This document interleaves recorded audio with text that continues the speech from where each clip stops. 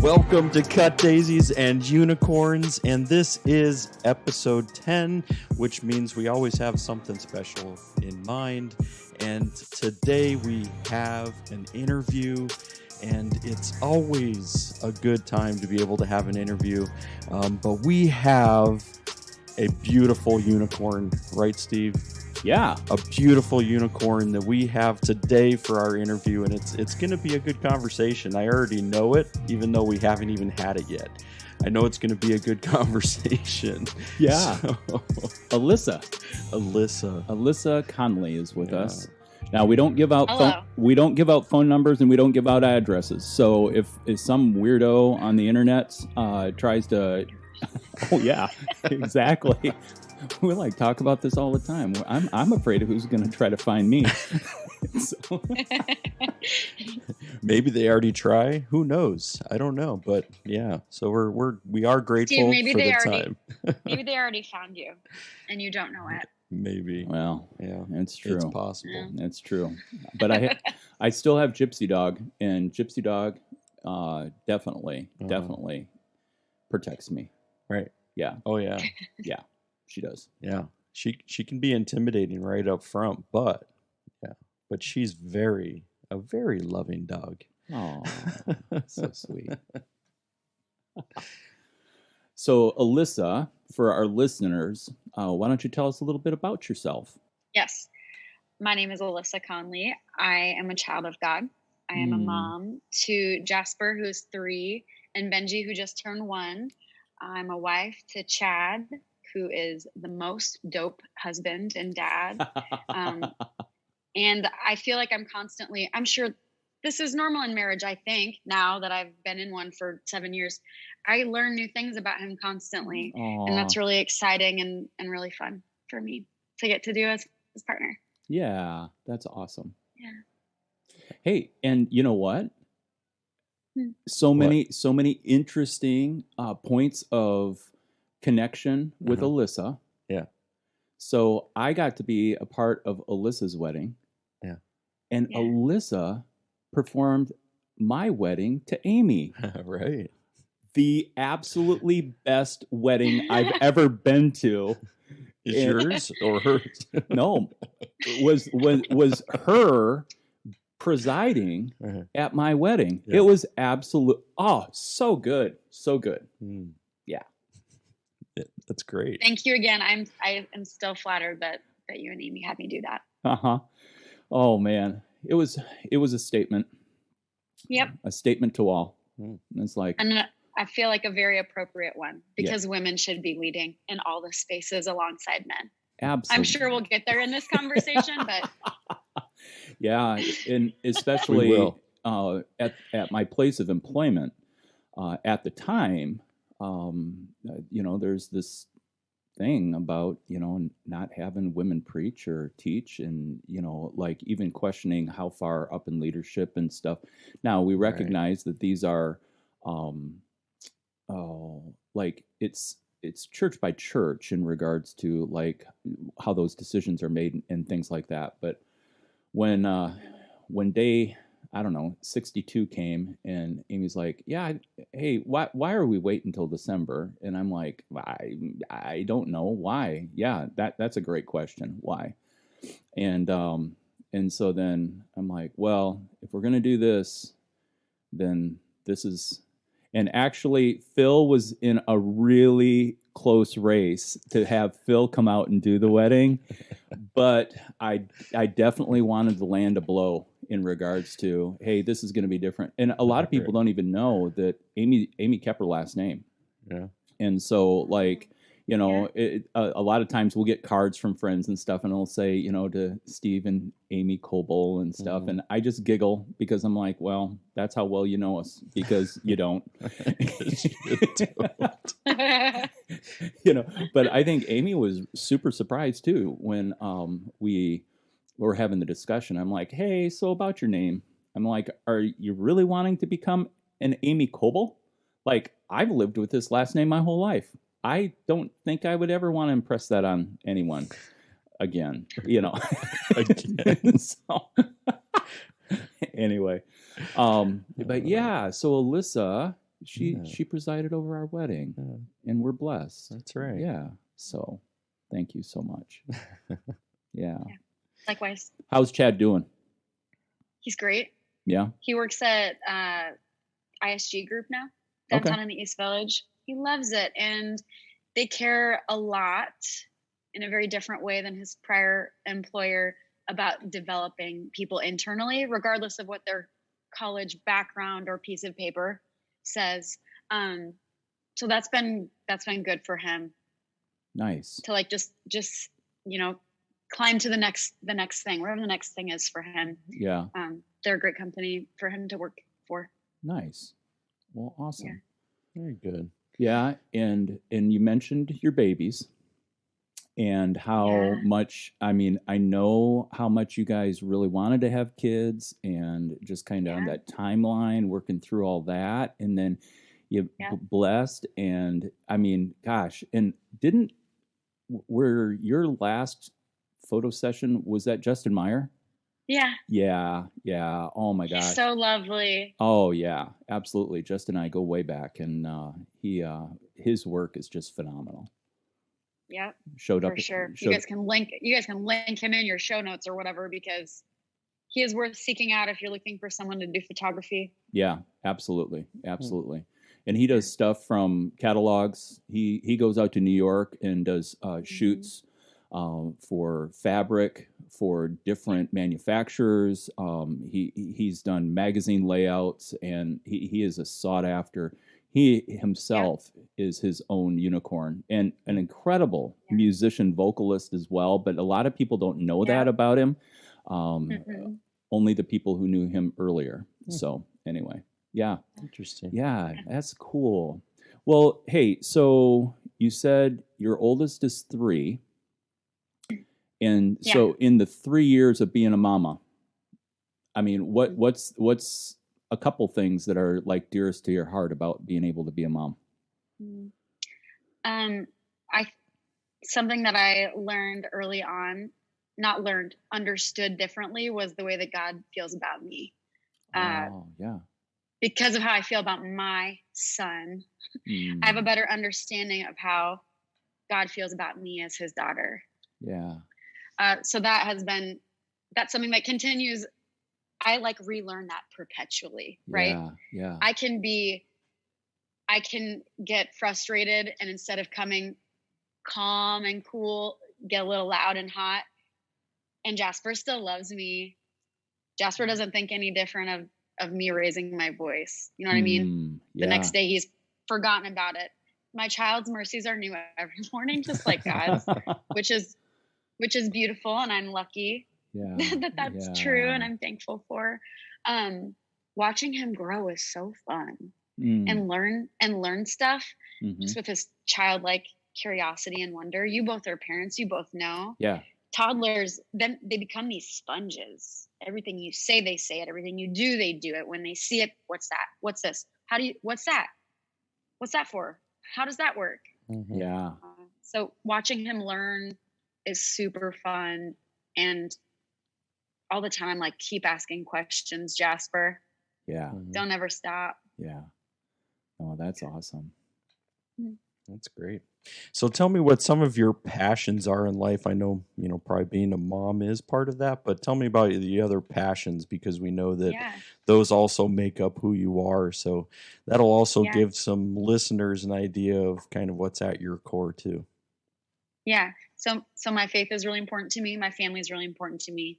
Things outside of that realm, I love reading, you guys. I don't care what kind of book it is. I don't care if it's a memoir or sci-fi or like a romantic comedy. I will read all of the books, no judgment. Wow. I like some more than others, but I will read them all. If someone recommends me a book, they're like, do you think you'd like this? I'm like, I don't know. Let me read it. Let me tell you. Let me find out.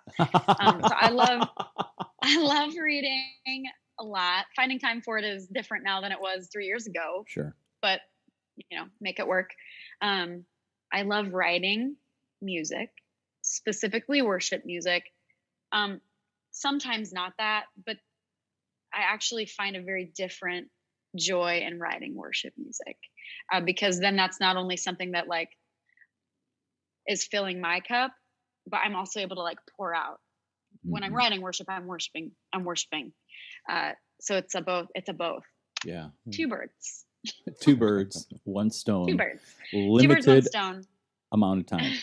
Limited amount of time if I want to be a mom and also read and also write, which I do. Yeah. So I love reading. I love writing. Writing music is very, very fun. I also really like listening to podcasts. Nice. Very good. There you go. Yeah.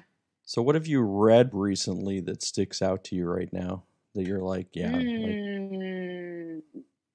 I just finished a book. I'm literally going to look up what it's called because I have a note with all the books I've read for the year. But I just finished a book like 2 days ago. It was so good. It was fiction.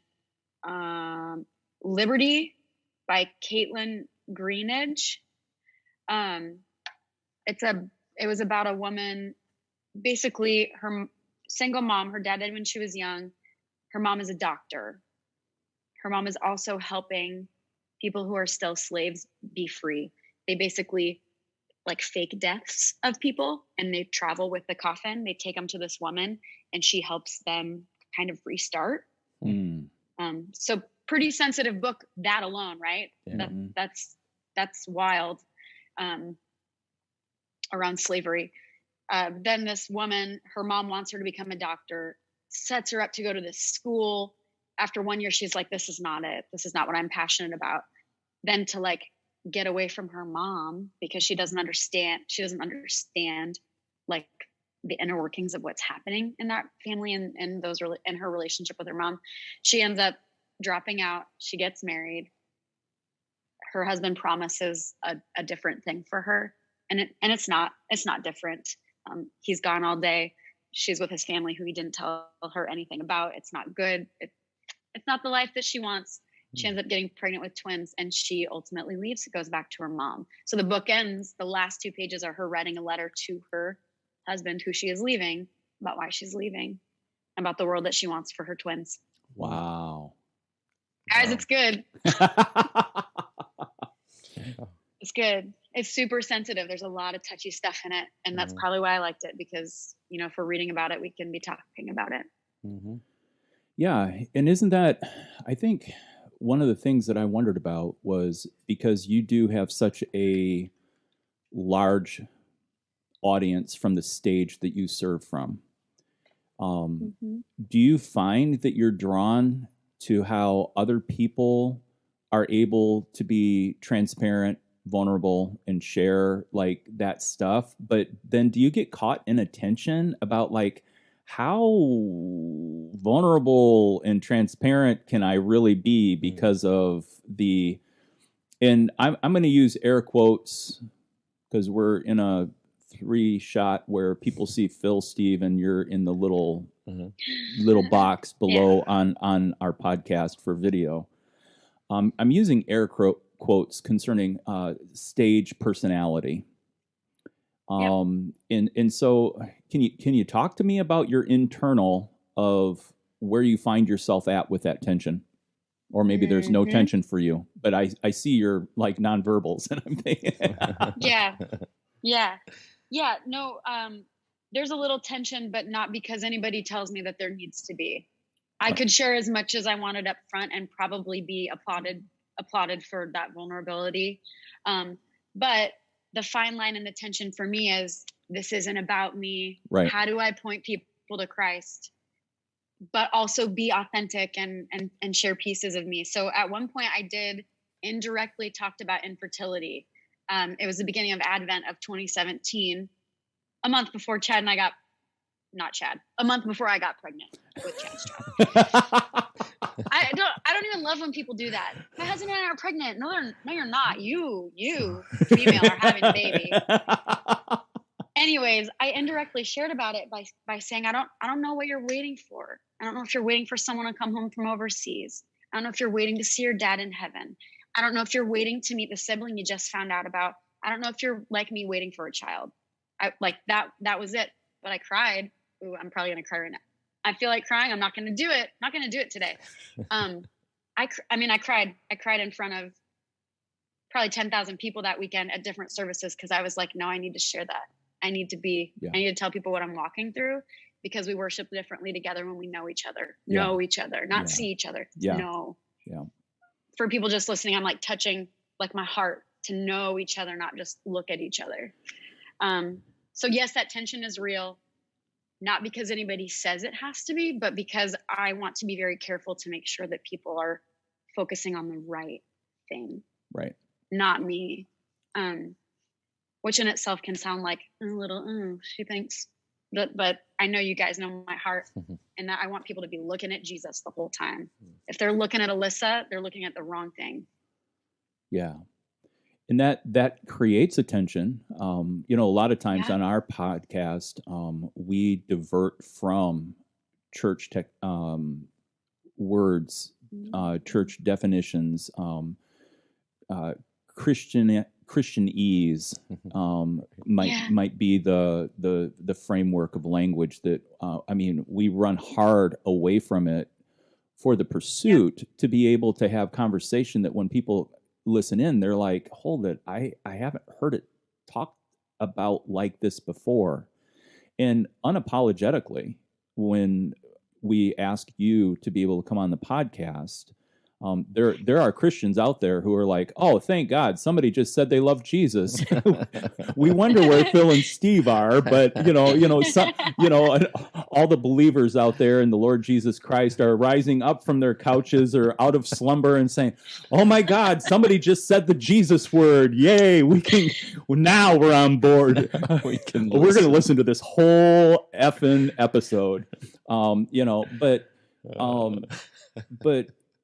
in that, the thing is anyone who knows you knows that Lutheran Church of Hope puts humanity at a tension and crossroads every time people walk in the door, because the opportunity to focus on something else other than Jesus Christ, that there's a lot going on there. And quite frankly, you and I have talked about this before at great length. The beauty of you leading worship is not just your voice.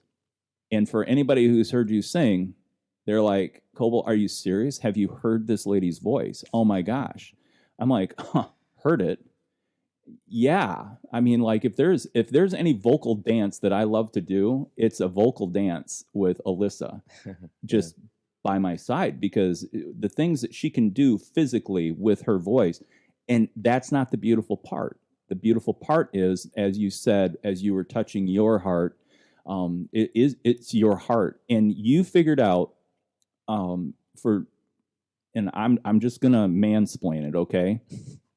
So please mansplain to everybody. I'm mansplaining away. The thing is that Alyssa, you're classically trained vocalist. You can do all the beyond high church. You can do all the classical stuff. You've been involved in the Des Moines choral group for, probably decades, at least over 10 years. So classically trained, educated, able to hit all the notes, all the stuff, and so there's the fundamentals that are there. And then she can turn around and she picks up a guitar, and then she can have this contemporary rock and roll, live worship thing going on, and switches back and forth and around. And then she can sing her part. She can sing the part over top. She can sing the part underneath. She's like this vocal aerobic, the things. Oh my gosh. And I just brag on about her. But the thing that she figured out it wasn't about the physical, it was about the unseen. And as that intertwines, then there's a beauty that it's the X factor that people are like, when people look at Alyssa and say, I want to lead worship like Alyssa, and I'm like, you haven't lived Alyssa's life. Yep. You haven't gone through Alyssa's transformations. The connection she's making is the intimacy between her and her God. Am I off? You're spot on. Two things. You're very affirming. Thank you. You're very kind. People are always very kind to me. Never feel like I deserve it, but thank you for your affirmation and your encouragement. I appreciate you. Two, we talk about it, and we just see like where I'm at today. I have a lot of heart. There's struggles today too, but I want to encourage the person that's maybe like me 5 years ago. Yeah. This doesn't happen overnight. Right. This happens with years of acknowledging, and so I'm trying not to use like weird words, acknowledging and like knowing that the authority is not just mine. It's given to me by Christ. Yeah. That I can share it, and that I can empower other people that are around me, and that I can know them and see them, hopefully even just a tiny bit of the way that God sees me. Yeah. Yeah. It took a long time to get to the spot that you're talking about, not within the technical things. Yep. And to be clear, I can't sing 3 parts at once. I wish, but I can sing them separately back to back. Just in case anybody was confused about when you said that. I don't think anybody was. I'm just being smart. Yeah. That's like a chief. The not technical pieces. Yeah, the not technical pieces took years, and took years of walking with people that trusted me and that poured into me. And Steve, you're one of those people. So, well, thank you. Yeah, I mean, I'm humbled to be able to have gotten the opportunity to be able to have the time and the hours literally that we shared together. And I still, one of my fond memories, this will come out of left field, but was in the beginning stages of when you would come and we would worship together. And one of my fondest memories is every Sunday morning for the 11 o'clock service when Chad would walk into the sanctuary. And that was before you guys were married. And I knew Chad, and I knew how hard getting up on Sunday could be. And you even shared with me one time, you're like, you know why he comes to the sanctuary? And I said, why? He said he's inspired by the space. Like the space takes down the wall for him to be able to feel close to God. And I mean that, and you and I, we can probably go down a list of songs that you introduced to me or I introduced to you, and the work that we did together and the walking together and the sharing of heart in worship. We can talk about all that stuff, but one of my favorite memories that I'll always hold dear is when we're worshiping together, and we've got our guitars strapped on and we're looking out at the congregation, but to get to see Chad walk through the door and then plop down on it would be our right hand side over by the stained glass. Yep. And he'd post up and make sure there was room so that when you got done with worship that you guys would be able to sit together and stuff like that. And so yeah, those are, and I think for any musician who's listening and is interested, whether in the church or out of the church, musician, the reminder would be the same work that it takes to craft the musical part. People just think, well, I can shred on guitar. Well, that doesn't mean you have a heart for God. It doesn't mean that, and you can tell the electric guitar players who have hearts for God and how they play. And what it really is about, I think of Jed Smith. Oh my gosh, he's the best. I know, right? And he's the best. Yeah, and just humble, and has every reason, and could be first call recording musician in any city across the United States. So yeah, I just, as we bring this in, it has been, and I know you're saying all of this with an asterisk as well, and that is where you're going to be 5 years from now is not where you are right now, because you're committed to growth, and so that's a beautiful part. Yeah, so I was thinking, then I asked you about your favorite book, so and then you talked about writing. So where do you get kind of your influence, inspiration when you're trying to be able to either write worship or whatever parts, where do you get some of your inspiration from? That's a good question. So like music wise, I'll start with secular, because a lot of my inspiration comes from those sounds and that language, that non-churchy language that could possibly feel exclusive. It's never, I think, what it's intended to do, but it can feel like that if you're a seeker and you just don't know. You're like, what does this mean? Right. So Woods, brilliant female, the Aces, Power Girl band, Haim, Power Girl Band, Wow. Alice in Wonderland, super awesome chick. And I also just love Dave Matthews. I love Dave Matthews. Oh. I always will. Yeah. Such a There's some secular. Such a story with Dave Matthews too. And I'm Yeah. so glad that we got you to spit that out, because now I've got some great music to like. I'll be like, I wonder what her ear candy is. All right, there we go. I get to listen to that stuff. Cool. Woods has a song called Dots. If you do nothing else, anybody that's hearing me say that, if you do nothing else today, pop that song on real quick. It is hauntingly beautiful. Oh, yeah. Woods, Woodes, Dots. Dots. All right. It's from a 2018 album. Very cool. Yeah, so we're Dave Matthews is famous in Chicago for. Do you know why he's famous in Chicago? No. You haven't heard this either? Uh-uh. So his tour bus came through Chicago. They were doing a show, and his tour bus stopped over the bridge, the Chicago River, the one they turn green? Yeah. Well, their bus dumped their No. Yeah. Nope. Yep, they dumped it right over into the Chicago River. Oh my gosh. So as you can take multiple different directions with that same picture. So every once in a while what you hear is like, this is the anniversary of the Dave Matthews Band Oh my god. incident. Oh my gosh. Yeah, so they call it the air quote incident. Right, the incident. Oh my word. That's wild and ridiculous. Right. Yeah. So I also do. I have enjoyed Dave Matthews Band for a long time, so I can connect with that. But it's funny how when I came to Chicago, they're like, "Yeah, do you know why Dave?" I'm like, "No." Same thing. Like, yeah. Like, okay. Whoa. Wow. All right. Wow, So that is incredible. All right. I have to look That's up the thing. what day that is, but I know when it comes up sometimes across the radio or whatever it is, somebody will say, "Hey, this is Dave Matthews Day in Chicago." I'm like, what does that mean? Yeah. So now you know if you ever hear it. Wow. And I'm going to piggyback Now with you a know. question, Alyssa. So you mentioned haunting. So do you find in music, like, is it the music? This is a chicken or egg kind of question.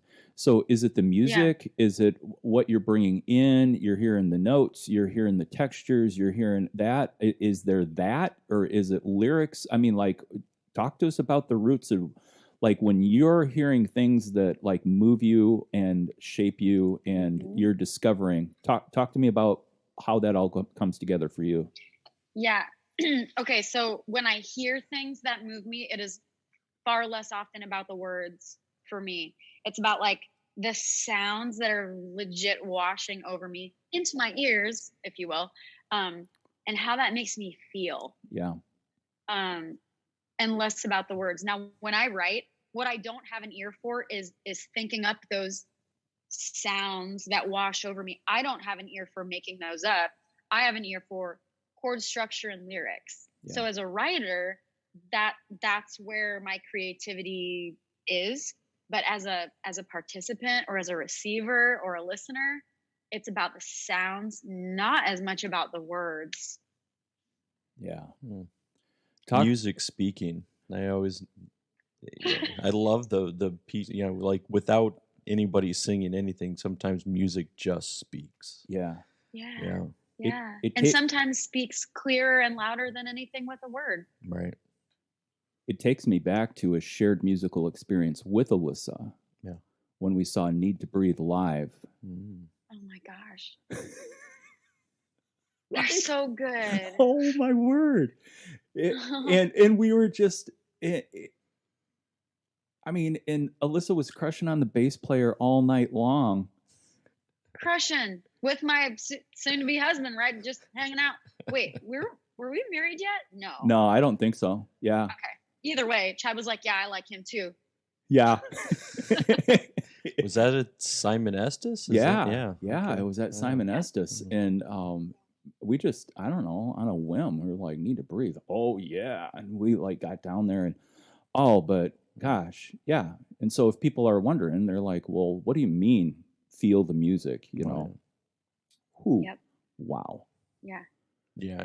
Can I talk about some other stuff that I'm listening to that's not Please. secular? Absolutely. We won't skip over it. Fire away. Maverick City. What is even happening? So good, so soulful, so personal. They write so personally. My mom had cancer. I saw a miracle. I'm worshiping. I'm thanking. So like that in itself is cool and it's different. And I don't know a lot of other artists writing songs that are so deeply personal to the writer. Yeah. And they also drop songs like every 4 minutes. So if you're like, what should I listen to today? They probably have something new since the last time you opened Spotify or Apple Music. Funny. Wow. Creating some waves. Red Rocks Worship. Okay. Is so good. Red Rocks Worship. Church of the City. And then as far as like some individuals, Katie Torwalt is a slayer. Her voice is so killer. And Stephanie Gretzinger too. Oh, just unbelievable. And Stephanie is also very fun to listen to speak, preach, teach. Very brilliant, very spirit filled. Some might say a little like out there. I think not. I think she just leads in the spirit very confidently and doesn't worry about what the world thinks about it. Huh. That's cool. Yeah. That is very She's good. Great. Yeah. Wow. I just heard a guy, Ryan O'Neal. Are you familiar with Ryan O'Neal? I just heard him on, there was a podcast this morning, but I was kind of digging the sound. I want to like jump into it just to see, because he sounds lyrically appropriate. I mean, like just the music along with the lyrics. I mean, he's more, I think, lyrically centered than just musically centered. I mean, there's a blend of both of it, but I wanted to see if anyone has heard of Ryan O'Neal, because he was on. I was like, yeah. So if you want to look at that, you can take a look. All right. Okay. We're going to give everybody on the podcast a fair warning. Hey, by the way, there is a wealth of information to dig and mine out of this place right here. Yeah. Thank you for bringing that. Yeah. That's awesome. Yeah. So let's see. Where do we want to go next to? Anything else you're inspired by or being inspired by? I mean, I'm going to sound like redundant. My kids inspire me a lot. So next, like, I think that's about it. My family is always inspiring. Yeah. That's good to hear. It is. It's awesome. Especially in the troubledness of world, when you see really the pandemic bringing out the worst in relationships, and things like that. It is encouraging to be able to have a voice say, you know what, I dig it. Yeah, I dig the relationship that I'm in, my partner, and my kids. So that's good. Yeah. So now we're talking about partner and kids. We were looking at this big drop, especially in the pandemic, of women leaving the workforce during the pandemic so that they could stay home with kids and making sure that all of that. So how do you balance work life, home life? How do you make sure that there's that proper balance, or are you still kind of trying to work through it? So talk through that, how you're handling all of that. Yeah. Okay. This felt easy 3 years ago. I saw Chad when I wasn't working, and he works like a normal Monday through Friday, 8 to 4. He has a quote normal job. I do not, as we all talked about. Ministry comes with working nights. We just all understand that to be true. And I think before you even say yes to ministry, that is true. Yeah. It was super easy 3 years ago because we were only juggling 2 schedules. It was all right with Jasper because guilt is the wrong word. I didn't ever feel guilty about not being home because I didn't do anything wrong that would be a guilt thing. But I felt bad, like I would be missing stuff. Not as much when there was only one, Chad plus one child. I have felt it deeply in the last year after my maternity leave. Chad is outnumbered. Chad is very capable, not worried about it. but I feel like I'm missing. I'm not only missing Chad. I'm not only missing Chad and Jasper. I'm missing Chad, Jasper, and Benji. Yeah. I'm still working on it. Phil, as you were asking that question, Steve and Phil can see me, but in case someone's just listening to the audio, I was like shaking my head, like probably real dramatically. Yes. I'm still trying to figure it out. Because my family expanding and growing, that's been difficult. More than one time, just to be really honest and vulnerable, I've prayed heavily about what it would look like for me to step back in a corporate space. I worked at Wells Fargo for 8 years before stepping into ministry, and doing that in order to protect nights and weekends with my family. Because right now I work, a couple nights a week and most Saturdays and Sundays. Yeah. But I feel that I have not heard audibly loudly, but I have felt loudly that I'm not done with what I'm doing here yet. Yeah. So here I stay, and I continue to just try to navigate it the best that I can and be available as often as possible outside of work for all my boys, my man and my boys. Yeah. One thing that I was given permission to do this summer is rotating weekends. So myself and my co-person, we rotate weekends. Having every other weekend off this summer has been very life-giving for me and my family. Yeah. Now that is a season thing. Fall will be busy, and Christmas is busy all the time, regardless of where you work. So just that's real. Yep. Spring will be busy. Easter will be busy. But then I'm hoping we can fall into this being a normal summer thing. Nice. Just for some space. That's been good. The other thing with balancing family, work, faith things, I used to think that I had to separate my work time from my personal relationship with God time. And I've learned over the last couple of years that they can and should go hand in hand. I should not be doing this work without walking with God in it. Yeah. The work I do, I cannot do well if I'm not walking with him and inviting him in. Lead me. I need led by you. Yeah. So that I do the right thing and say the right thing and model the right things. Not that it's about being right, but that it's about being honoring. Yeah. Yeah. Good Answer.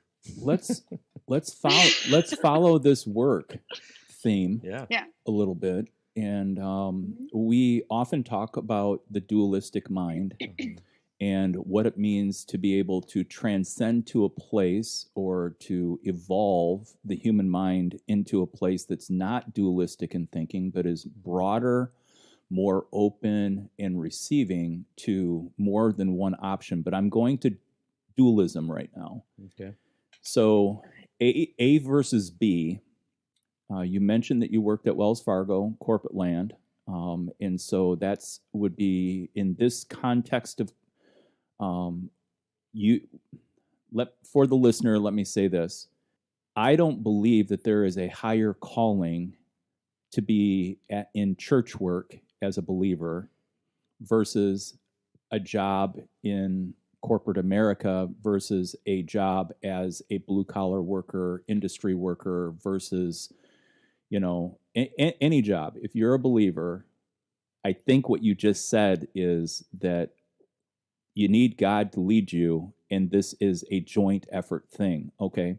Yeah. But if we want to say secular versus religious institution, and we dualism mind think on this, one versus the other, talk to us as two white dudes with beards who have been raised in a life of privilege. I mean, we've confessed this over and over again on this podcast. Mm-hmm. And what we're not, although people who know us would probably say, you guys are just a couple girls anyway. But I don't have the ability to give birth or carry a baby, and it is different. So between secular and between church, go there as a woman and just help Phil and I understand what's it like to be a woman in the workplace and in this culture, and do you find one is easier than the other, and are there things around that you can just kind of unfold or unpack for us? Yeah. Okay, there are so many ways that we can go. When I started at Wells Fargo, it was very entry level. I was like in a call center, right? Had to work my way up, wanted to work my way up, not had to. I wanted to. I'm an Enneagram 3 achiever.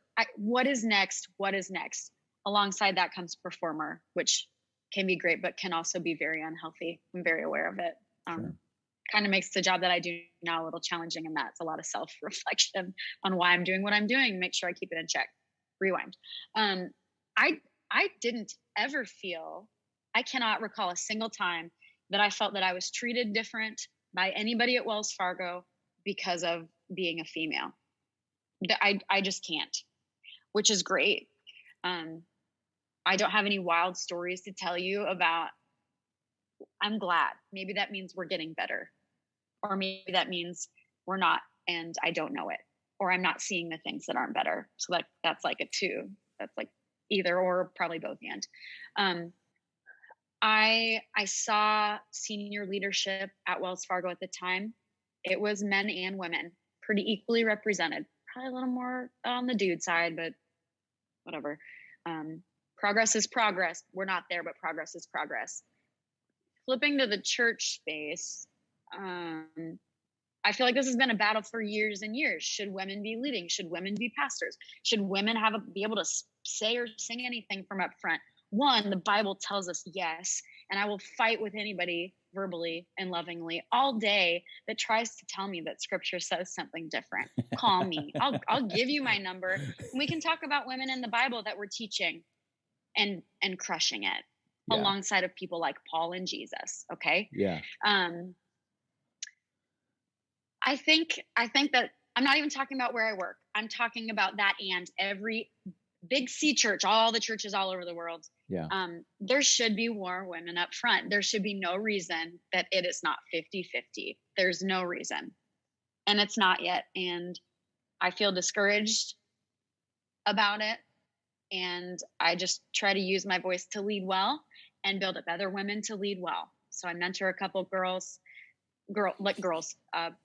15, 19, 25, 24, because I want them to know that they have a place up front. Yeah. Yeah, I think we could talk about this for a long time. So I'm just not.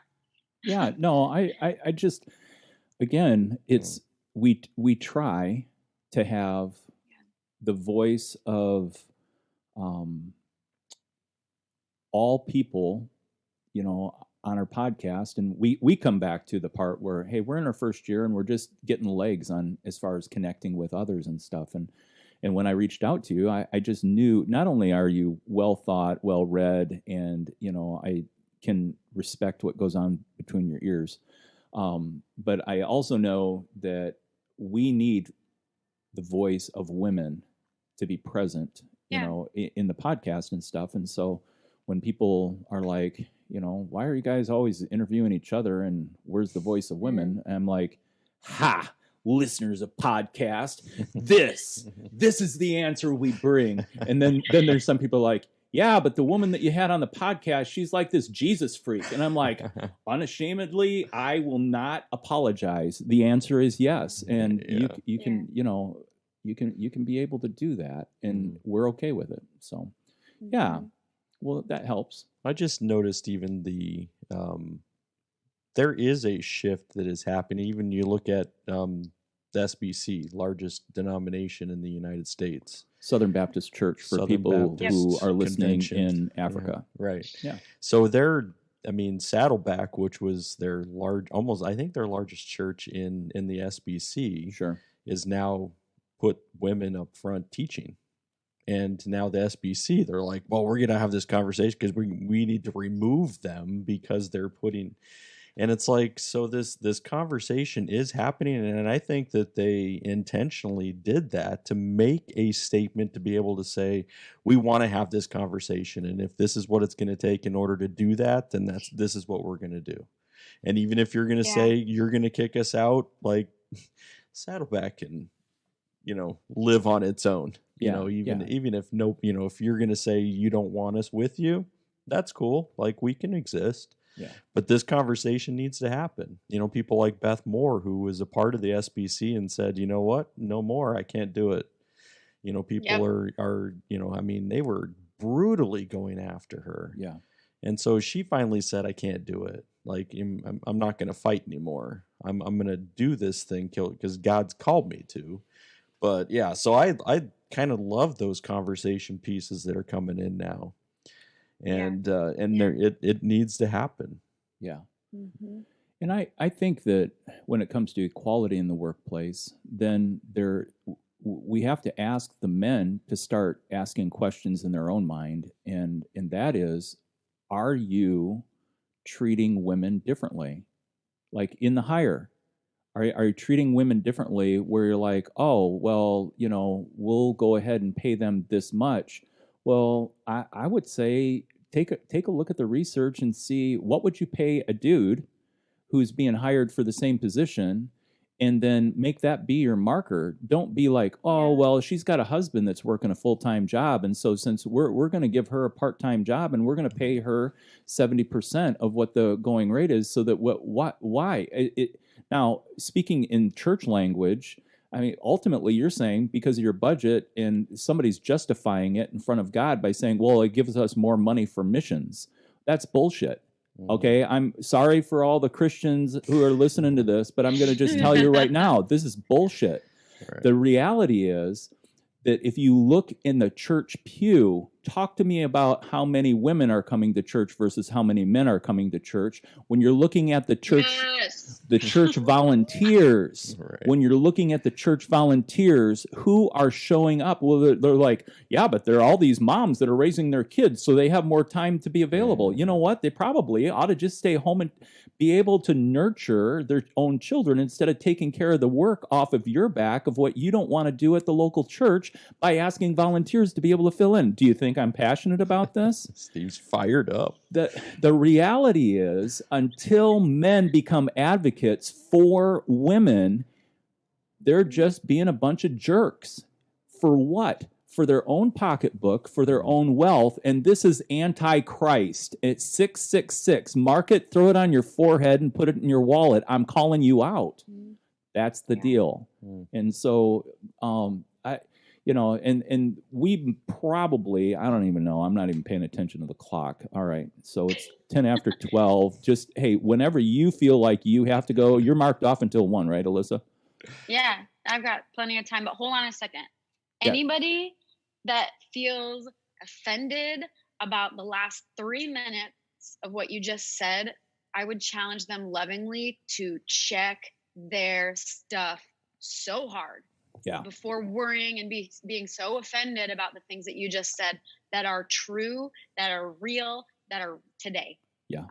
I feel strongly about that because everybody's got their different thoughts. I just want to pause for a second. And if you're super offended about anything Steve just said, I invite you to do some deep work into what about that is so offensive for you. Yeah. Right. He said bullshit. Yeah. Some people, and that's where he swore. Right. He swore. Yeah. Right. But let's not just dismiss everything else. I'm just kidding. I swear to. Don't tell anybody. But things I don't do up front when I'm leaving. Swear. Right. That's good. Yeah. But everything that you said was really powerful. And I'm thankful that white men like you two are talking about this because not enough people are. Yeah. Mm-hmm. Yeah. Yeah. Because I think was it Alan Hirsch? You familiar with Alan Hirsch?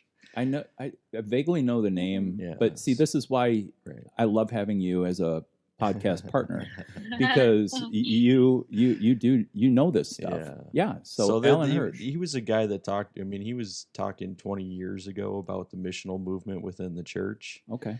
And just being able to live as and he said that they're already years ago. He's saying like if we don't do something about women and incorporating more than just like, hey, can you teach our children, or hey, can you plan a party, Like if we don't do something to incorporate this, like the church is gonna be more underground because it's gonna start dying. Like people are gonna be like, I'm not connecting.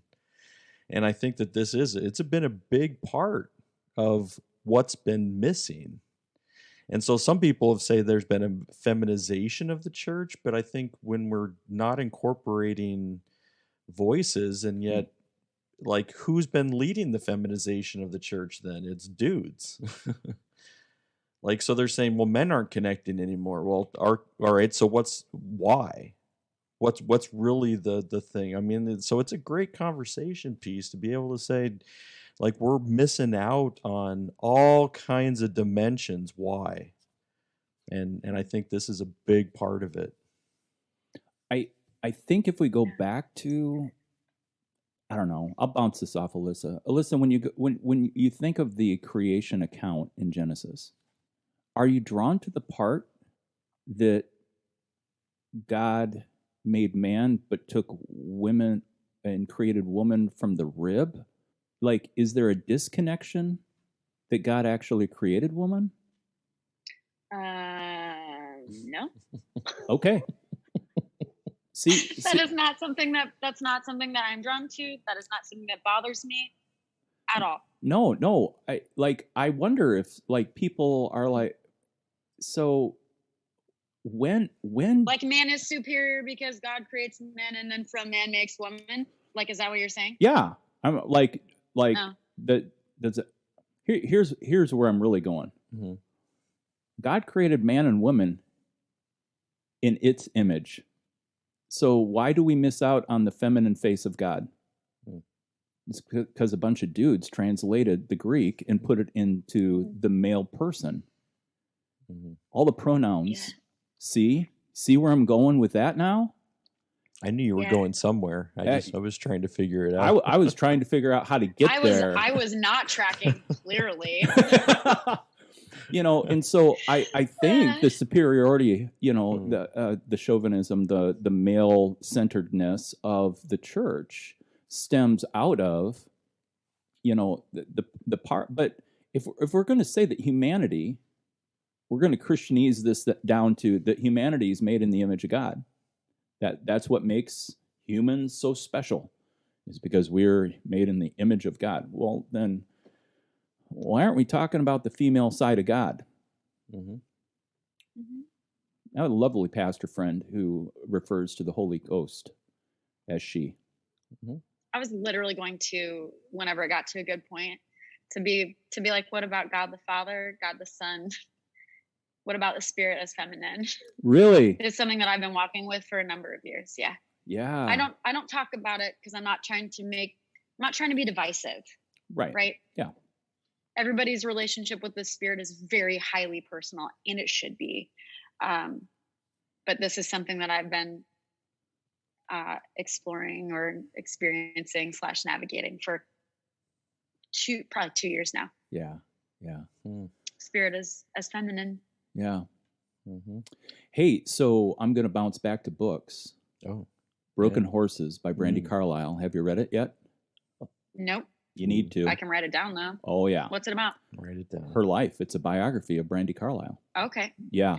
And so here we have a lesbian woman who is and has tried from outside of the church to have great faith, but because of growing up in a small town, then was ostracized. Actually, she got turned away from her baptism on the day of her baptism because she just was outwardly knew that she was a lesbian at an early age, and so anyway. But Brandi Carlile, of course, musically is very, very just right down my vein, my lane, and stuff. And oh my gosh, a life. Oh, sorry about that, everyone. I'm receiving a phone call from my good friend at 888. It's important. Yeah. They call every day about this time. Okay. Not really sure. Is it your car warranty? It is. Absolutely. It's ready for... It's always my car warranty, too. So anyway, but Phil just finished reading the book. Yeah. Absolutely loved it. From an inspirational part as a creative, oh my gosh, Yeah. it's just right up there. Oh, And yeah. so would want to share that. I'll check that out. Yeah, Check that out. it's a beautiful story just to understand. I mean, even in where Steve connects, and you'll understand this. I mean, like, she understands mysticism. Like, she's like, everything's telling me to like run from this whole Jesus thing, and yet somehow it just always is back at her center. And it's always something that she's drawn to, and it's always something that continues to come back again. So to me, it's like the beauty of what is happening through her, and just even that it comes out in her vulnerability with her lyrics and trying to bring that. Yeah. So to me, yeah, it's a great book.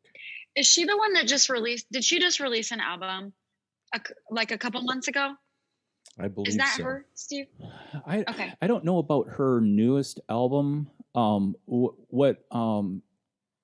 She won an award for the song of the year. That was 2019, I believe. Also, right? Yeah. She's yeah. I wrote her name down. Okay. I'm absolutely gonna look her up. You guys are both on Instagram. Phil, are you on Instagram? Yeah. Maybe I just added you. I might have known that. Anyways, Naked Pastor is an account that has 85,000 followers. I was trying to find what I saw the other day. I was just reminded of this as you were sharing a little bit about what that book is about in her life. He's an artist. In addition to other things, there was a flock of sheep, and the flock of sheep was saying, it was 99 sheep, right? It was a couple of them. You could see them. It was like, no, wait. We sent him away. And Jesus is on the other side with a sheep that is blue with some pink in the middle. And Jesus is like, whatever he says, something about how he found her. Beautiful. Yeah. I shared it unapologetically. Yeah. But I know that stuff like that can be sensitive for whoever you are. So it's just, that was a good follow for me. Yeah. Cool. And just love people. What is wrong with everybody? Like that sounds like a lot, but just why do we make caring about other humans such a hard thing? I don't understand it. I speechless. Okay, next. We're asking. We just keep asking that question. How? Yeah. Now there are people that are hard to love. Oh yeah. But that doesn't negate that. Why can't we just? Why is the church so hell-bent on not loving? I don't know. And that's not all people, and that's not all people in churches, but nope. It creates me to a point of speechlessness. I'm going to stop. Phil, ask another question. Please. Yeah, Phil, please save this. I know. Yeah. That's it. Oh yeah. I mean, there's people are like, move on from the awkward moments. You guys are tripping over yourselves. This is so awkward.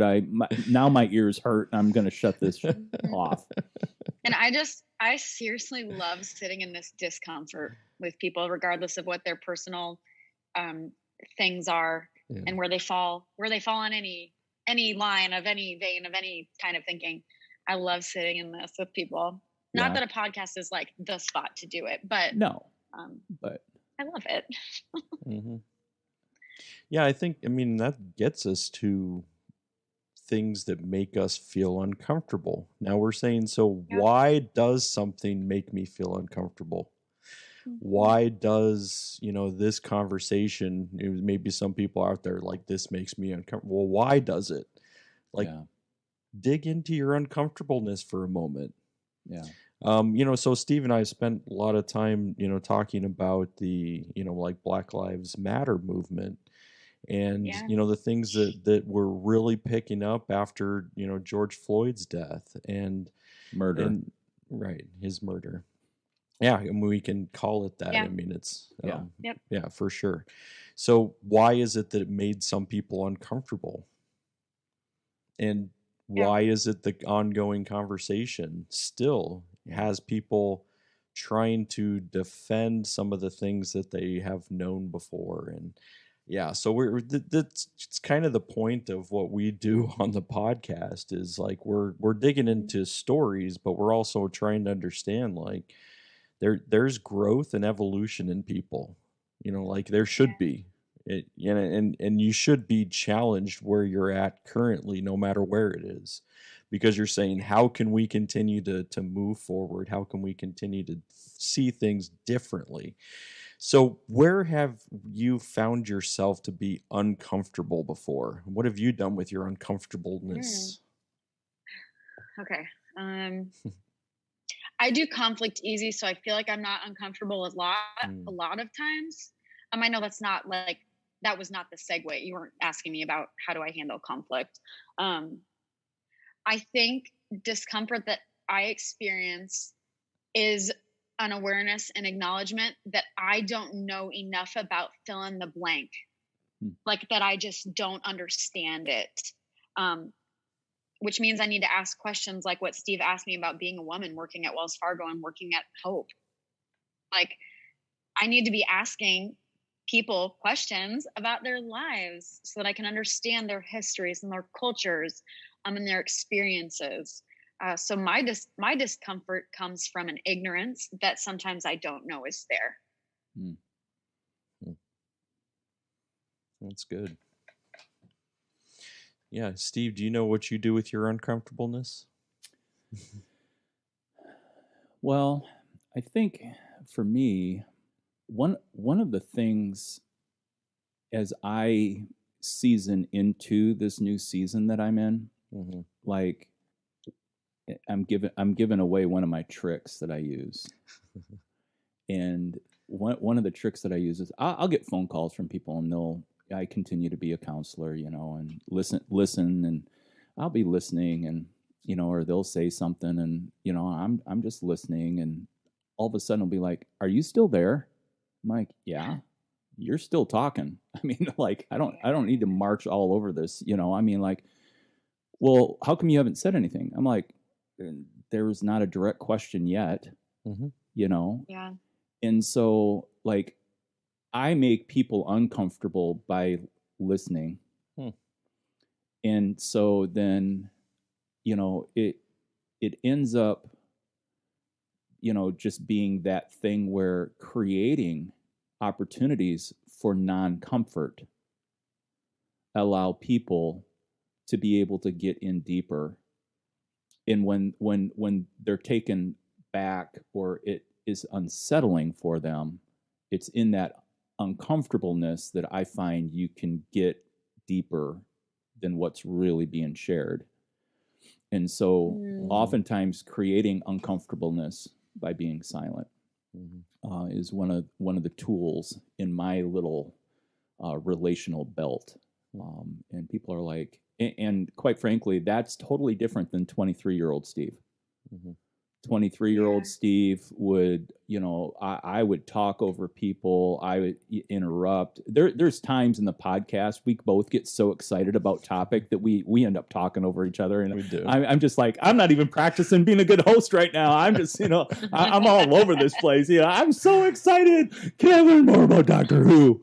Right. Kind of thing. But, and but when it comes to relationally, and stuff like that, I may go back and align with Alyssa in regards to in since opposite things happen, like I'm like, oh, I never do this, but I'll probably end up doing this a lot in the next 2 weeks or whatever. But it's really self-reflective of, gosh, I don't even know what to say about that, and so you just come back. I'm enough of an introvert that when people come in isolation too, with the pandemic and stuff like that, I have a hard time really being in tune and staying focused with people in person right now. Like that's something that I'm Oh. getting. It makes me uncomfortable. And so like, at church this last weekend, there was a really great group of people out worshiping together and stuff. And now people want to be social. And I'm like, yeah, I've been alone for about a year and a half, and I've been uprooted out of my like little seat of 2 decades in Des Moines and all the people that I would know and be social with and whatever. And how crazy is this? We're driving back from South Dakota. We stop at the gas station just outside of Cedar Falls, where UNI is. I walk in, I'm going to Hardee's to get a turkey club sandwich, and a lady comes behind the counter and says, "Hey, Coble, how are you doing?" What? Yes. And Amy's like, "I can't even take you through the state without somebody knowing you." Right. Ended up being a lady I went to Dominican on a mission trip with. And she recognized me. Now, notably, having the beard, does, have you stick, and even with a face mask on, and stuff like that. But, people, in Des Moines, when you're in Des Moines, I mean, I walk down a city block and, going to typically run into someone that I've seen or met or played in front of or talked to or blah, blah, blah, blah, blah. But in isolation, what's making me uncomfortable is people. Just like everything. Yeah, like, oh, you want to talk? I don't know if I have the social I'm used to talking to Phil. I mean, and and we banter in the questions, or we like dump information on each other when we haven't seen each other for a week, or whatever. It was like, I got this laundry list of and major download. But then like it gets into this. Like, hey, you're not 6 feet away from me, and I'm uncomfortable. Like, and so, okay, look people in the eyes, listen, answer questions. Are you really answering the question? Or are you really, Steve, are you thinking about your escape route? I'm like, yes, I'm consistently thinking about my escape route. And so, that's to listen if that's what you're thinking about, right? It is. It's terrible. Yeah. So that's my confession. I feel like you mentioned that. So yeah, go ahead. We're all excited to respond about that. I feel like what you've said is a good reminder for me as someone who like doesn't have a big bubble, who wants to hug everybody, that there are a lot of Steves, and that like I can be better about like being slow to try to get in someone's space. You know what I mean? We're all so different. And that makes us so beautiful. So that was a good reminder for me to hear that. Like, I serve with 10 volunteers on a weekend. They're not all huggers. They also know that my bubble is tiny. but I know who my Steves are. So like I can be kind and loving to them by giving them a little bit of space. Yeah. So thank you for the reminder. Yeah, but I noticed there was something that both of you mentioned about the uncomfortable, is that you don't mind having and ushering in for other people. Like, we're going to be uncomfortable right now. Yeah. And it's okay to be here. And it's okay for us to sit in this for a little bit. And I mean, Steve, you talked about it as a technique for, I'm just going to listen. And they're like, this listening without trying to, jump in and say all kinds of stuff that may or may not have anything to do with it, just so you're breaking the uncomfortable. But Alyssa, you said the same thing. Like, I don't mind sitting with somebody, like this topic or this hard issue. I don't mind sitting with this and saying, yeah, let's deal with the uncomfortable then. Let's sit in it. And so I think it's a great tactic to be able to understand that there might be some people who are going to approach things and say, well, this is uncomfortable. All right, then let's sit in it instead of avoiding it. Yeah. And I don't pursue to create conflict or pursue to create uncomfortableness. Yeah. I'm just, when it comes to conversations that I'm involved in, that I'm totally not afraid of. And really, I'll ask the leading question after silence is that really what you're thinking about? Like, that's as far as you're going with that thought, or is there something? Is there something behind that? And I had a situation come up last month, and my mom and my wife both were like, "Hey, how are you going to deal with this stressor and uncomfortableness?" And I'm like, "Oh, I mean, again, 23-year-old Steve wouldn't know how to navigate it." But I've sat in enough board meetings with people who don't like decisions that I've made. I've sat, in enough conversations of, hey, change has to occur, and so this needs to happen, and navigated those things. I'm like, I'm not worried about that part. And quite frankly, uncomfortableness is a great tool of learning. And people, yeah. So, and we keep just poking the bear. Yeah. Can I talk about the Bible? I don't know. Yeah. Can I talk about a story in the Bible? Oh yeah. Sure. Okay. You love Jesus. Did you guys not hear? I'm just kidding. So dramatic. I'm thinking of the discomfort that Ananias. I'm really good at pronouncing any words and names in the Bible, so cool. If that's not it, whatever. Ananias, when God's like, I need you to get the scales off Paul's eyes, and he's like, did you not hear that Saul is literally persecuting dudes like me? And God's like, I don't care. How uncomfortable was Ananias? So uncomfortable. That went against everything that he thought was like what he should be doing or who he should not be associating with. I think that's a good example for us. Wow. Yeah. Way to drop that right in our laps. Well, holy cow.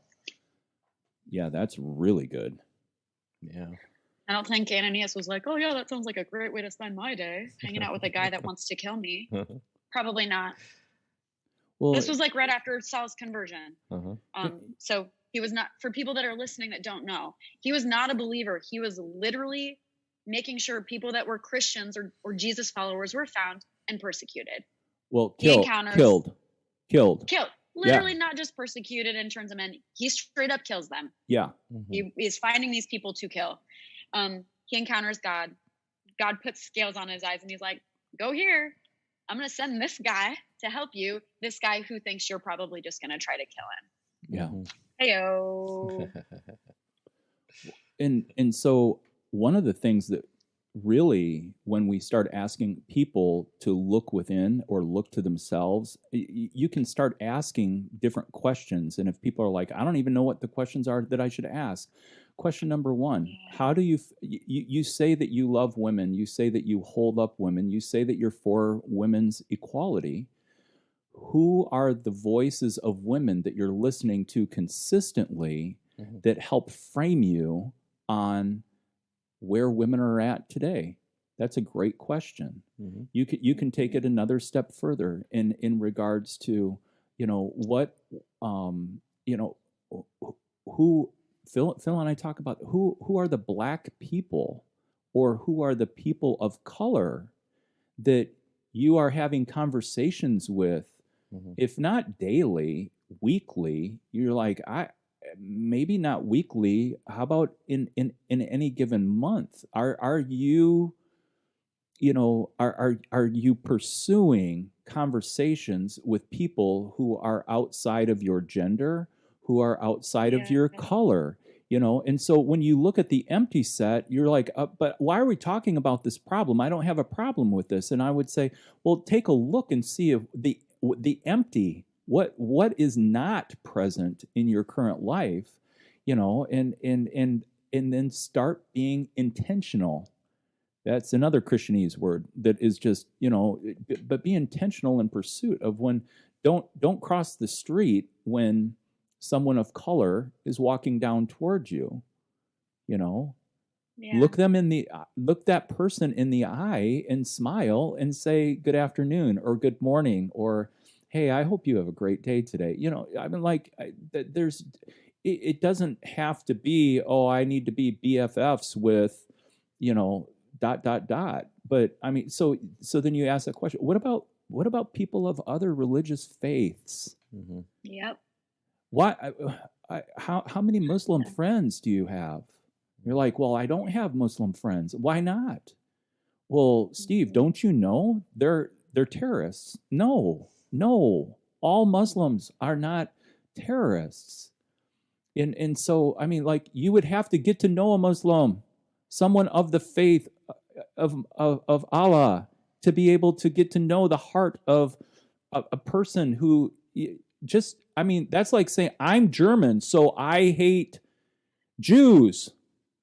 I mean, like, I ask if you have a question as a listener and you say, I don't even know what my blind spots are. There goes the phone that's not ringing now on the floor.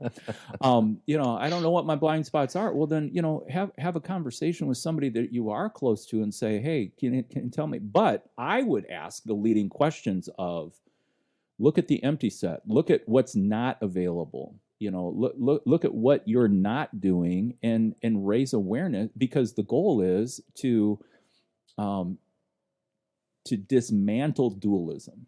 Mm-hmm. That because I'm a male, then I need to be an enemy to all women, which, I mean, that's very drastic dualism. Sure. Yeah. So anyway, with that, I'll stop. My rant. My question rants off. Well, thanks for the, yeah. So where do we want to go next when we're talking about? That's a good question. Our transitional questions are hard stops. You're right. It's like, yeah, whoa, where do we want to go next? Yeah, because I think it's a good direction on that. So when you're thinking about, you mentioned Enneagram 3. And so what gives you, I mean, like, there are some people who don't know Enneagram. So tell them what kind of drives a 3 and what kind of puts you in that camp as a 3 and what gives you your motivation then and, all of that stuff. So a little bit of breakdown of that. Yeah. Okay. So my caveat right now is that I'm not like a professional Enneagram person. Yeah. So someone that is hearing me is probably gonna be like, that's fine. This is my interpretation of it. However, I'm just gonna say that because some people can be a little finicky about the Enneagram and what you say. Uh-huh. So for me, as someone who identifies as a 3, as an achiever, as a performer, as a people pleaser, to a fault occasionally when I'm not healthy or not looking at where my blind spots are. I find a lot of value and worth in being affirmed by people and being successful and being seen and being heard. And those are good things. I think that those are good. I think it's fine to want people to be like, Alyssa, good job. But when I'm seeking affirmation, when I'm putting that in place of things that are good for me and healthy for me, that's when it can get a little wonky. So I do have to be very careful because part of my job is being on a platform in front of people, seeing me, listening to me, and some reaching out after and complimenting me. I have to be really careful with all of that. Yeah. Like really careful. And self-reflection a lot more than maybe someone who's not a 3 that doesn't have the same kind of stuff that I do. Yeah. About needing to be affirmed. Yeah. So when you're saying you have to be careful then about what drives you, is it the need for the kind of the backing approval, or is there taking that drive and saying I've got to figure out a different path over here because if this is driving me, then I'm going to do and say what it's going to take in order to get it, right? Mm-hmm. Yeah. So having that all in check is a good thing then. Yeah. And it's hard and it's exhausting, and any kind of self-reflection can be a little daunting. It's not the most fun work that we do. Right. Yeah. Hey, which leads me to another question to ask, Alyssa. So when you've talked about your self-work, have you been a student of yourself to do self-work, or Have you had professionals be a part of your life and some of your self-work? I mean, talk to people Yeah. about your path, and as you talk about that, what that means to you. Yeah. I go to therapy every other week, sometimes every week, depending on the season. I found someone new during the pandemic because I was having a hard time not being around people as an extrovert. I was having a very hard time. And that was even with me getting to be around a select group of people like every other weekend to record, to do a worship service, to broadcast over the weekend. It was still hard for me because my engagement was different and with far fewer people. That was really hard for me as an extrovert. So I think therapy is for everybody.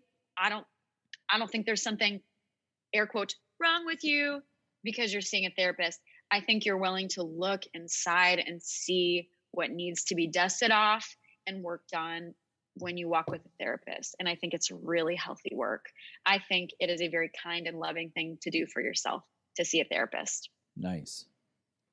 Because some stuff will probably get unearthed that you literally don't remember or think is it's like not a conscious thing, but it's subconscious and it lives here. It like lives in your brain and in your headspace and in your heart, and you don't know it. You don't know it until someone that is trained to help you discover it helps you discover it. Yeah. Therapy is important. It's true. Yeah. Glad you said that because we have highlighted mental health before. So good. Right. I'm glad. Yeah, because we find that it's important to be able to say, you know what, like some things that we shouldn't have to be able to try to dig through ourselves. Yeah. Sometimes what we need is other people, and yes, even trained ones, trained, schooled people who have gone through that. I also like to highlight like support groups, and some people think that those are a crutch, but I'm like, no, like support groups are good because you have shared experiences or at least shared emotion, shared stuff, and you're like, hey, like somebody actually, I feel like they know me already, even if you've just met. I think those are great things to be able to highlight and make sure, like what you said, like you don't have to feel like you're odd if you're seeing a counselor, therapist, a psychologist, whatever. So thanks for highlighting that. Yeah. And then I do have a couple of mentors that are quite a bit older than me on purpose. They have a lot of life experience that I just do not have. So one is a female that used to be the women's like discipleship person at Hope. You guys may have heard her name, Mary Steer. Okay. She's the one that used to work in the newspaper industry. She was the only female for like decades doing the work she was doing. And then moved into ministry. I don't even think she calls what we do mentoring. We like hang out as friends, but I'm like, Mary, you mentor me so much. She's such a safe place for me, and I'm thankful for her. And then another one, his name is Michael Megason. I love him dearly. He's like a spiritual partner. And that is so fun to get to walk with him. He kind of reminds me of you, Steve. Probably based on proximity, right? But walking with people that are quite a bit older than me has been really important to me. Similarly, there are people that I'm walking with that are 15. I think I mentioned it earlier that I'm learning from her. I'm learning from her so much because she's 20 years younger than me. She has different life experience than I do. Not as much. I'm not talking about length. I'm talking about her experiences are different than mine when I was 15, 20 years ago. The world is different. So therapy is great. Put yourself around people that are in different life stages than you. And then Steve, to just nod what you said, put yourself around people that look different than you. It's good. It is good. So, and for the record, what we're coming back to is we're coming back to the very thing that can be difficult is the very thing that we need.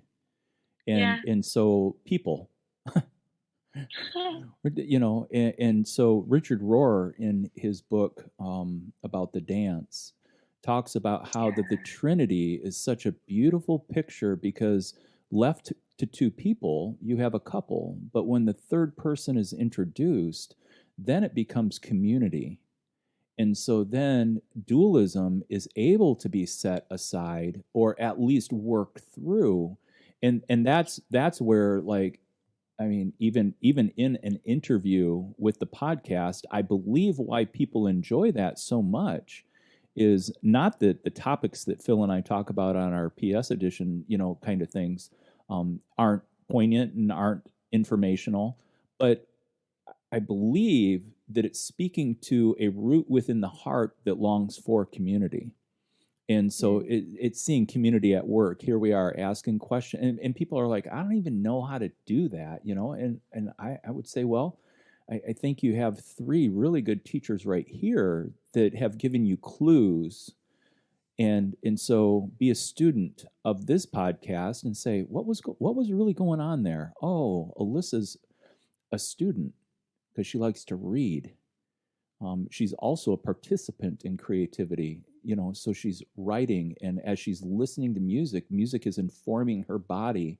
And so when she does lyrics and puts melodies together, then, that part, and then, we've got Phil asking the questions, and for people who don't know, the questions were thought up a couple days ago, and it's just navigating and working that through, and then, I'm asking questions, but also asking questions along on topic with what's going on. So as you're listening to people, you're able to get involved in a conversation and then start asking questions. And so, and it's, if I'm going to give away most of my skill set, I'll give this one away. As you're listening to people, don't be thinking about how you want to respond to them. If you really, people love to talk. Mm-hmm. So ask a question that helps them keep talking longer.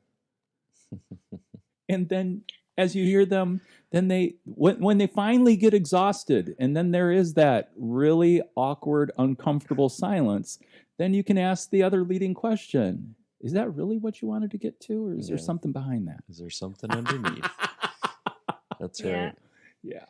So we're coming towards the end. I just want to be able to give a little bit of space, Alyssa. We kind of always, kind of end with that question about it, but like if you, thinking back to your 21-year-old self and what kind of words of wisdom would you share? But I mean, if you're trying to be able to take a moment now and just sharing wisdom, it could be to your younger self, but it could just be if you want someone to hear something today. Yeah. What is that wisdom that you would share? Yeah. So 20-year-old me was a wreck. Just to be nodding to the fact that we're being really transparent about everything. I was a disaster when I was 21. And I met Steve not long after that. So Steve got a little bit of disaster, Alyssa. That's true. So thanks and Phil, you did too. You both did. Thanks for loving me. It's the reason why I put that question there is because I knew it would let her be able to say, hey, everybody, all the put together me that you see. Yeah. It's taken a lot of work, and it's going to take a lot more work. Yeah. I'm not there yet. I hope I never get there because that'd be boring. Right. It's true. To arrive, I guess. It's true. Right. So to 20-year-old me or 20-year-old me, the things that you think that you need are often not what you need. That relationship won't make you whole. That person is not your identity. That drink will not erase it. Just don't medicate. Some stuff in moderation is fine. I am not someone that's like, don't drink that. That's not me. I love wine. It is delightful. It is a treat for me. So that's not what I'm saying. So I don't want anybody to hear that. That's not what I'm saying. Your wholeness will not be found in the people that you're around. Yeah. Don't give them that power. Yeah. Good. Yeah.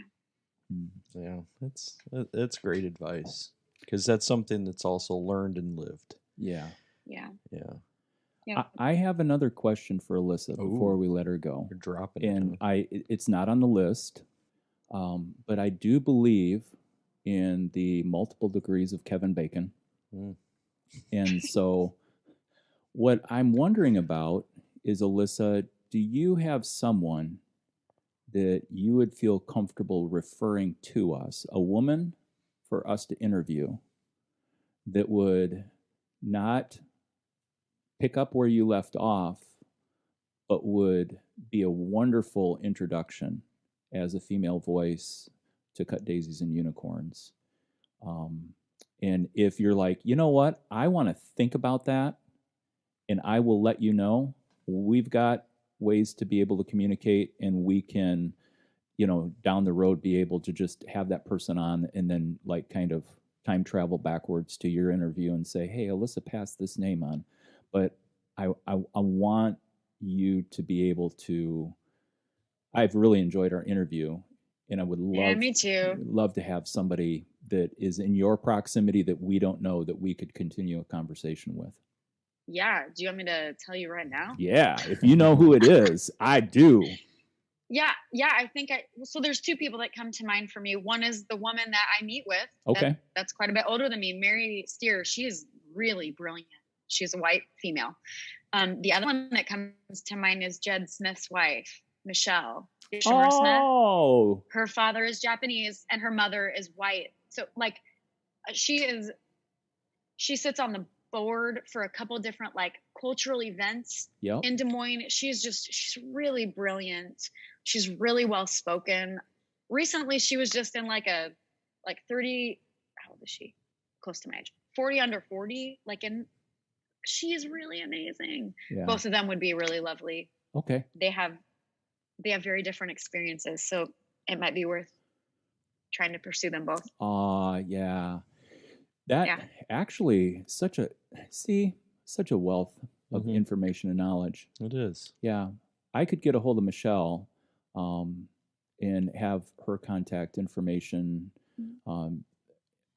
But could you go ahead and send us the other information, and we'll reach out, and then that way. I'm taking a different approach. This is going to make you giggle as a project manager, corporate person. And I'm taking a different approach to this next season of 10 episodes, and that I've already marked out the dates that we're going to show the episode. I have all right, now here's the topics, and here are the dates when we would need to record by, and these are the dates when it'll be published, and then the topic and all of this stuff. And all I have to do is take that handwritten note and convert it to an Excel spreadsheet, and then be able to work through that, so I can schedule ahead of time. That sounds very wise and very structured. Way to go, creative. What are you planning today? I know. That's what I was like, where does that play out in the creativity of Steve's brain? Yeah. Administration is forced upon me by the universe. Right. Yeah. So. By the universe. Oh, yeah. Hey. Alyssa, so glad to be able to have you on with us. And man, what a great conversation. Thank you so much for making time. We've been chasing around this rabbit for at least 2 months, haven't we? Yeah. Yeah. Hot minute. A hot minute. All right. It's been great. Yeah. Thank you. Thank you for inviting me. Thank you for trusting me. I know you're not just going to ask anybody to be on here. So I feel honored to have gotten to share just some pieces of my heart with you guys. That's awesome. Yeah. I appreciate your time and your heart to be able to share in that. So thank you very much. Thanks. All right. And as we would say to round up any podcast, we would let people know that if you've got questions, want to explore something further, make sure you reach out to us. Right. Got the cutdaisiesandunicorns@gmail.com email that you can be able to utilize. We still keep asking people to interact with us, and they aren't. So, I mean, as far as more questions, we're like, no, if this conversation's going for an hour and a half, I don't want to interact with you at all. And I'm like, yeah, nice. Exactly. But to that, I will say, Alyssa, thank you. And we'll talk someday. See each other sometime. We will. And tell Chad we said hello, okay? I will. All right. Take care. Bye, guys. Bye. Bye. Thank you.